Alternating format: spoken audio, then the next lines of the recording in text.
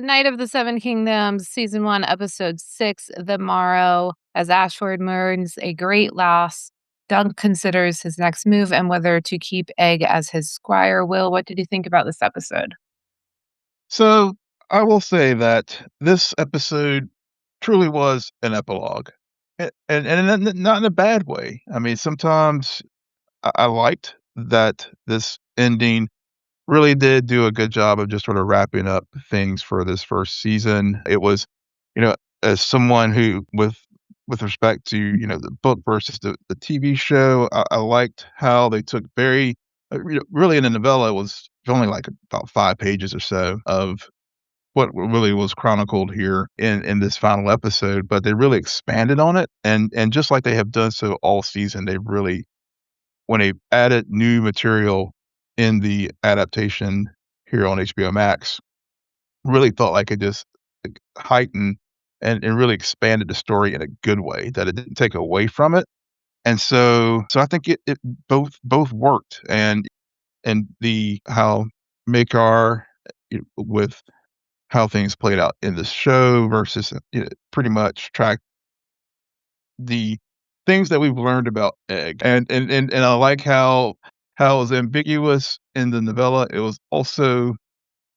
wasn't as ambiguous in the book, excuse me, in the TV show, but I do like that they did. What do you mean? What's that? What do you mean? What was ambiguous in the book that was So, yeah, so with the source material, it was never directly said or not whether or not Maekar approved of Egg going with Duncan. Oh, okay. Okay. Yeah, yeah. They left it ambiguous. And even in the show, it was kinda ambiguous until we got that mid-credit. But it's totally but I liked it. It's just how we first met Egg, running off from the Targaryens. He's still doing it now. And I really like that mid-credit because it's just like, "Oh, yeah, this is the character we've gotten to know all season." Yeah, he's a liar. Yeah. Yeah. He's very Targaryen, whether he Yeah. likes it or not. It's Exactly. it's very interesting with him. I like that part mainly because it just reemphasized something that has been known since the beginning, and it's interesting. If you wanna flip it, Dunk continues to fall for it. He didn't learn a lesson. He did not learn his lesson the first time around. He Now granted, he does have the line in the finale, like, "I think I'm done with princes." And Mhm. then he realizes the opportunity that's befallen on him and that this act of service might be exactly what the gods have in mind for the realm and all. But it's also just like, fool me once, this might become a pattern. So Egg might still be a little boy, but the kid knows how to lie, okay? And Yeah. in a way, I think part of it is also the fact that Maekar does have that conversation with him where him or he does want Egg to squire for Duncan, and because he wants the kid to be a squire. It's also the fact that, it's not like Maker's behind him waving goodbye. And there's a different conversation where this whole idea Duncan comes up with about, "Okay, I will do this, but it'll be on my terms, the same way that I learned." And I love that line that Maekar stole this episode for me, by the way. Yeah. Um, and, like, but away from his family. Mhm. And it's the thing that Duncan was not saying, but subconsciously he was saying that, like, yeah, if you want this one to turn out good, he has to be removed and isolated from the rest of you. And I think why that plays into why Maekar stole this episode for me, and it's because of this duality that was very highlighted in him, where on one hand, he's a Targaryen prude, Mhm. and everything that we first meet alongside his brother. Without his brother, though, you start to see his humanity, which is him as a father. Yeah. And and his care and love for all of his children, but his also helplessness. And they don't allude to his dead wife. I mean, I think that was the truth that Egg was telling. I don't know for sure. I'm pretty sure it is. But it's also like this idea that another infamous line from this finale is, "He's my last son." Yeah, Like, he's the last one. He's my last hope. He says it with such conviction. It's so great. But like, also the fact that he leads that conversation.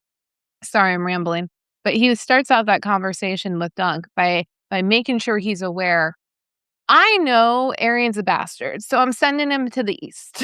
Okay? Yeah, I'm gonna clear this kid over here because 'cause I'm aware of him. I can't do anything about Darren is I'm still working through an Egg. I just know he needs to be a squire and he needs to learn from someone.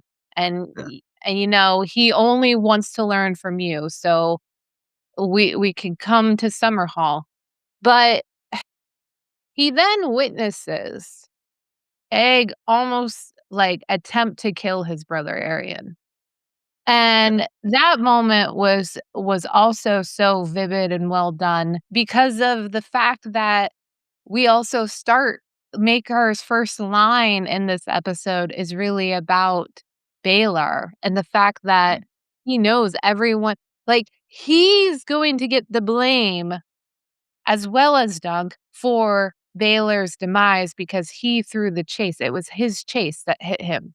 yeah, And so to then fast forward and then see the rivalry and the fractured relationship between Arian and Egg come to this, it's just like, "Oh, man, I don't know what to do. They're supposed to love each other, but they're both my sons." Like, I also can very much appreciate how it's not like he's a bad father no, because he loves all of his sons.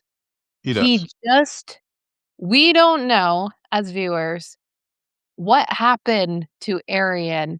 It's alluded to that there was a time when he was a good kid, and then that fell to the the the nature in which these boys are being raised is causing that more darker side of the Targaryen of the dragon to come out. That's what we're seeing. But Yeah. I've rambled enough, and so, Will, why don't you chime in with some of No, your thoughts? no, no, I mean, I think, like, I think with respect to this, I mean, I think with, Darren also whenever they have that conversation there at Beesbury's funeral, Mhm, and basically, following up on the theme that, Egg is Maekar's last son, and yes, he has, he definitely has the Targaryen traits that we are very familiar with, but there is maybe some hope, and Darren also, shares that with Duck there, and, you know, because they one thing they did change, they broke up the conversations that Dunk and Maekar had with respect to Egg becoming going to be a squire. So they add that, they add that context, the conversation that he had with Darren to be like, "Hey, maybe go back and, I'll take Egg on as my squire." And then, of course, Maekar walks off, but, I think it really does get it does get the point that you're making there is that, there is still some hope for Egg, and he definitely, has to, like, get away from the influences because as we saw, that Targaryen dragon bloodlust or whatever was, had manifested itself in an Egg in where he was about to take out Aryan, and thankfully, Maekar stopped him, and I think that also helped Maekar realize, like, yeah, he's gotta get out of this place. If he's gonna have any chance of being not going down a dark path, well, he's gotta go with yeah. right, but he still is upset when he can't find Egg at the end. Yeah, 'cause he didn't agree to it. Right, right, right. Yeah. So, like, I think it's not so much like, yeah, he's gotta get out of here, but it's just like how do I Yeah, stop? yeah, But he knows Aeryn's going to go to the east, so that's his mhm, plan. He just has a limited yeah, period where they're still around each other. I have the exact quote from the Darien exchange with Duncan, and he says, "My brother wasn't always such a little monster," and then he clarifies that mhm, he's talking about Aryan. And then because Dunk thinks he's talking about Egg, he says, "But no doubt we'll make a man of him too. Perhaps the seeds of madness are sown in the womb, as the maesters say, but Arian was a glad child once. He liked fishing. The seeds of madness are sown in the womb."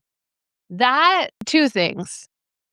yeah, The use of the word womb and considering like if listeners are new here, or if listeners have, like, come on board while we're watching House of Dragon season 2, go back and really listen to our season 1 House of the Dragon discussions, because that season had more childbirths than any other season of television, I swear to God. yeah, And it's very so I relate the word womb to that mhm, because we see so much of that and so much childbirth gone wrong in horrible circumstances. And the idea of lineage and legacy within the Targaryen family that we know is very incestuous. Then, on the flip side, madness. mhm, We all know about the Mad King too, that yeah, is to come, and the reign of the Mad King. So I love that line for yeah, the hints of the Targaryens in the past that we're aware of and the Targaryens in the future that we're aware of. mhm, Um, it's just it plays into the lore without like, yeah, it's not necessarily an Easter egg, it's just a hint, and it's just this idea and this understanding that if you have been following this family's legacy, present, past, and future, there is a trend. yeah, And then it brings and it's a very eloquent way with this dilemma, is it nature or is it nurture? Because there's mhm, another line earlier on with Lionel or not with Lionel, but there's a line earlier this season, like, "The best thing a Targaryen will ever do is go on the tits of the wife," so to speak. Sorry, I'm butchering yeah, that line, but we all know what I'm talking about. yeah, I know what you're talking about, yeah, So it's like we're Dunk is mainly around people who have emphasized the idea that all Targaryens are bad, and they're just born that way. And we, in fact, even start this episode on that note. Now, granted, we also start this episode in the wake of Baelor's death, the mhm, supposed good dragon, right? Yet right, Lionel still says in this conversation with that kicks off the episode with Dunk, the only good dragon is a dead dragon. exactly, Lionel doesn't even care about Baelor's death because he no matter what, he's still a Targaryen. yeah. And you know what?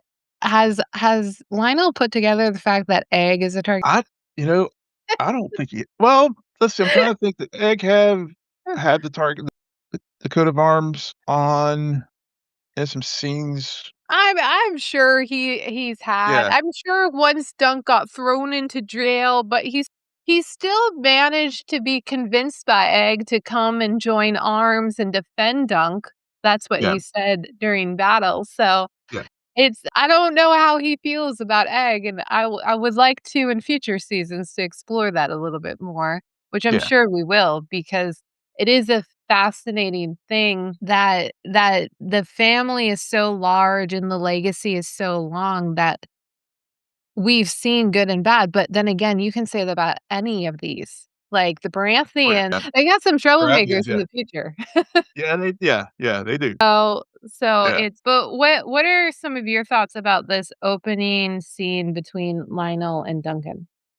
Yeah, it was, again, this is where this was added, and this was a welcome add because I think, one of the things that this season also, where we are in the history of Westeros is, the dragons yes, they may be the house of the dragon, but the dragons themselves are no longer around, so, so the military oomph behind the the Targaryen dynasty is not there, so I think people are more willing to, like, say stuff about them, and so I think there was that piece, and I just really like Lyonel as a character. I mean, as far as, like, you need that, yeah, he's kind of the bro, as far as, he's very vivacious, just a fun, light character, but he also, sees in Dunk a valued person that,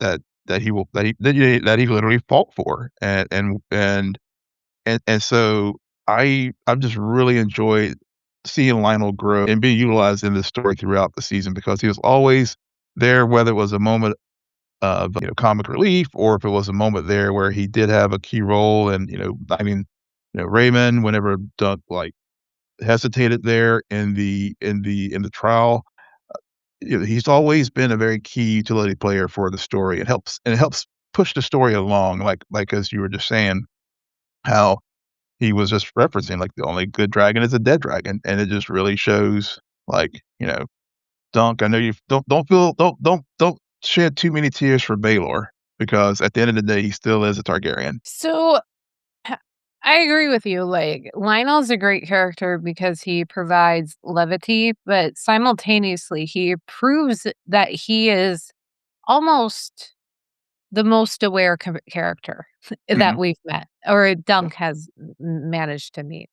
Yeah. Because during my rewatch, again, it goes back to the penultimate episode, which is classic Game of Thrones, where you're gonna have a penultimate episode that is so good that the finale is always gonna feel like an epilogue because it's like that penultimate and in that penultimate, he starts out the episode with Baylor rounding everybody up, telling them what to do on the battlefield, and that's where you have that whole exchange about mother loved you best. Well, it's fleshed out really what Lionel was getting at in this opening exchange with Duncan where he says, like, where he says, "Your prince fought for you against men who are sworn to protect him. He risks nothing, and gods do not favor a fraud."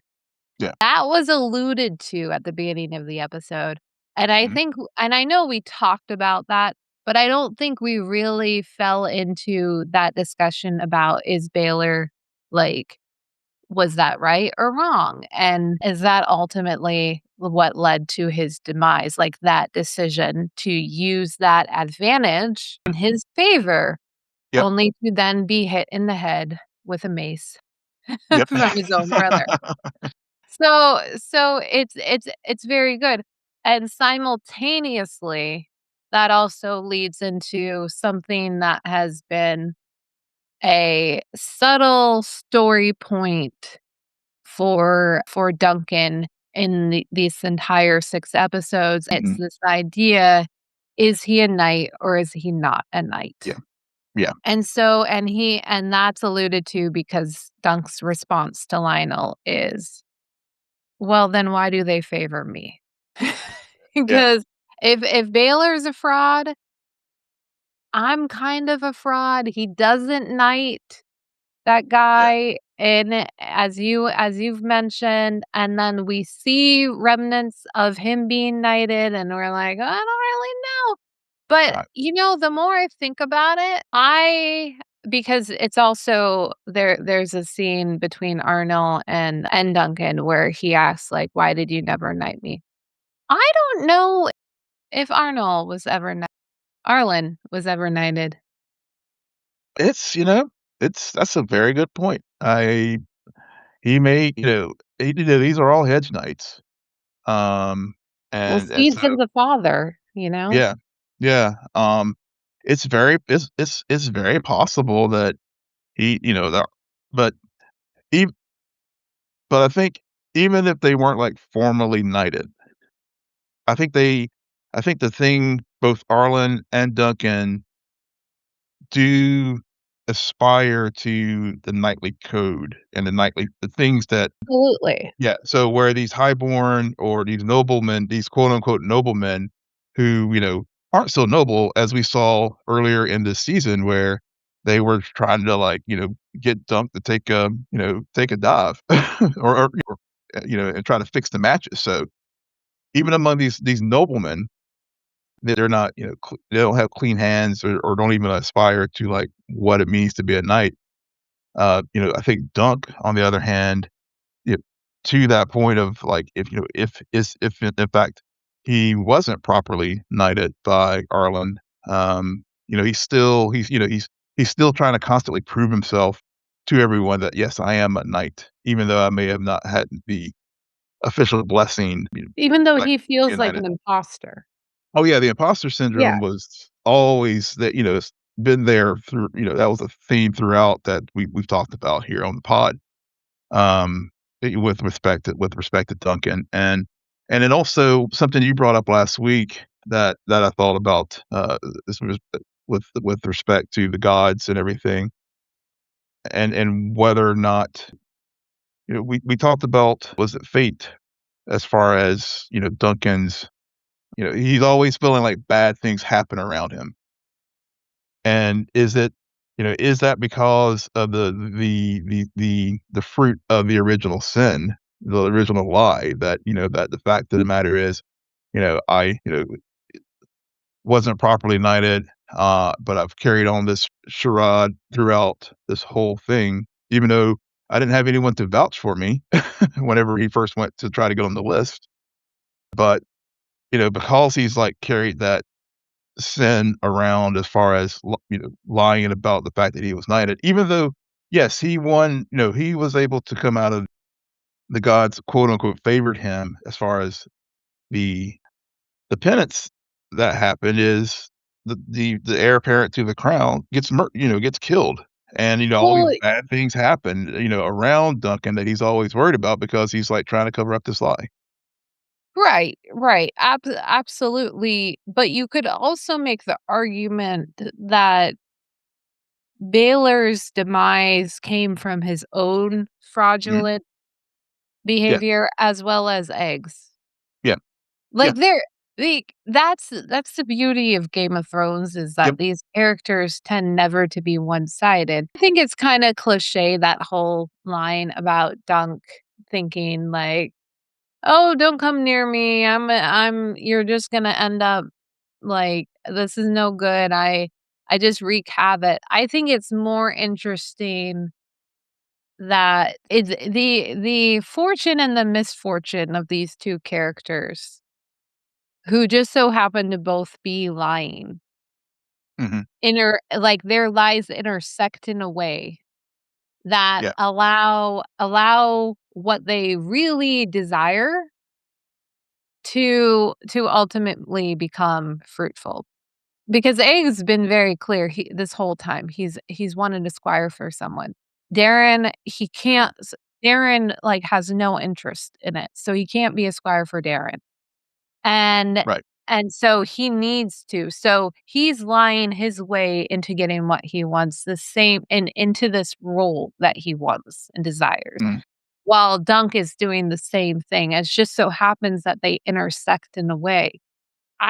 With Baylor's whole demise, yeah, I think both of them, like, that just adds, but I like the idea more that it was his demise was a result of his own actions and behavior. Yeah. Yeah, yeah, and it goes to, like, too, when you think whenever Dunk gives, to Valar, The whenever, why did the gods take him and leave you? I mean, that I think your point there about Baylor's potential and what we talked about with Lionel too, as far as who's the fraud here, so maybe that answers that question that rhetorical question that Valar threw out there as far as why, my father's gone, but you, Mr. Knight got to live. So, I mean, yeah, to your point, I mean, I think that's the beautiful thing about this series is like there's no one with entirely clean hands. Yeah. Yeah. Anything else you wanna touch on? I think we've covered most of the things. I mean, I did like that Raymond got to get, the relationship between Raymond and Dunk was, like, really explored, and Raymond hooked up with Rowan, the prostitute from way at the beginning, and Dunk did him a solid there where he just, like, because she was like, "I'm pregnant," and Dunk was like, "Y'all just, like, met," but he didn't, like, didn't, like, blow up Raymond's marriage, quote, unquote, his marriage to her and stuff, so that was a nice little touch, and then, the last thing was just whenever Dunk and Egg were going on off on their next adventures and, just the scene of Arlen, peeling off.